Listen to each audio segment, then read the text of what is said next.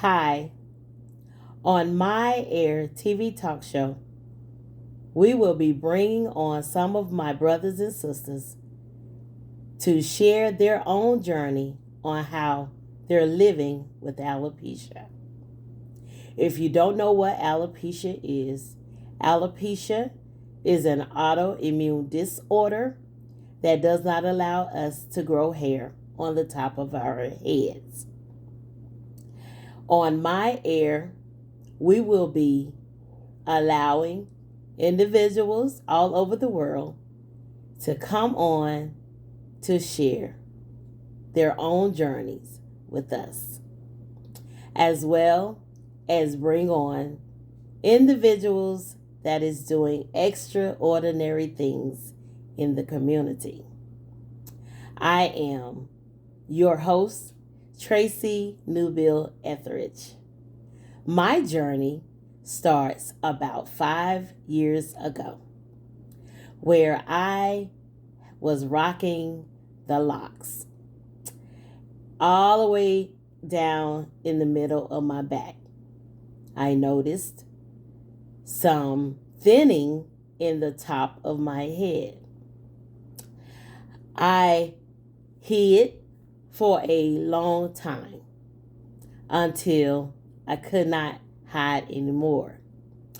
I began to cover my head with wigs, 27 pieces, anything that will hide the bald spots that I had on my head.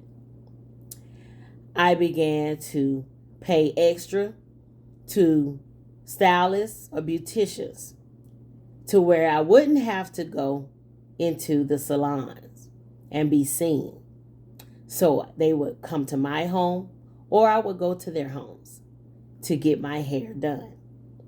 It became a inconvenience for them to where they would cancel on me or they won't be able to come over to my house to do my hair. One night, I got frustrated and I decided, because I couldn't get my hair done at the time that I needed it, I decided to cut my hair. The little hair that I had, I decided to go ahead and shave it off. Once I shaved my head, I looked in the mirror and I saw ugly. I saw an ugly, bald head lady. I didn't know what to do. I contemplating quitting my job of 12 years. But as I looked in the mirror and I cried because I could not understand, I could not believe that I shaved my head. The little hair that I did have that could catch some of the 27 pieces or the extensions that I was putting on my scalp, I shaved it off. And once I shaved it off, I could not go back. The next day, it was time for me to go back to work.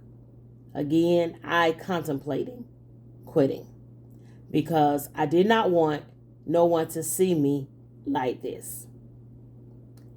So I was in the bathroom crying.